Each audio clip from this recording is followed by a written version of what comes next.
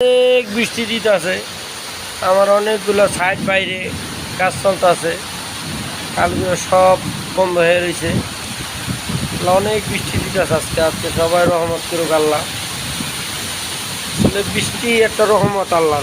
আল্লাহ প্রথম খুশি হইলে বৃষ্টি দেয়। প্রথমে যদি আল্লাহ খুশি হয় তাহলে বৃষ্টি দেয়, আর দ্বিতীয়ত যদি আল্লাহ খুশি হয় তাহলে আল্লাহ মেহমান পাড়ায়, আর তৃতীয় যদি খুশি হয় আল্লাহ কন্যা সন্তান দান করে। দুনিয়াটা একদিন ধ্বংস হয়ে যাবে, কথা বলছেন। যেই অবস্থা চলতেছে, আল্লাহর গজব নাজিল হইতেছে, যেমনি দংশন, রাহাজারি, সুদগুজ চলতেছে। ভারতের মুসলমানদের উপর যেমনি আক্রমণ চলতেছে, আল্লাহ ভারতের মুসলমানকে হেফাজত করুক।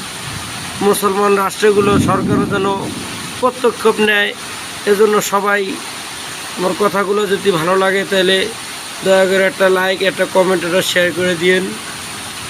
আসলে আমরা কেউই দুনিয়া চিরকাল থাকবো না, সবাই ভাড়া বাড়ির মতন।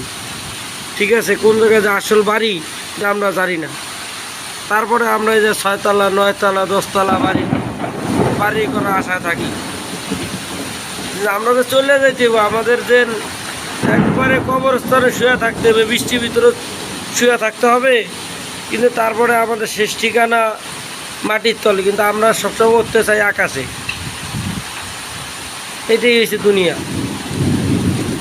কাগলিয়া টাকা কামাই খাওয়াইবেন, আজরাইলে তোর ঘুষ খাইব না। সুদ ঘুষ কার লিগা খাইবেন?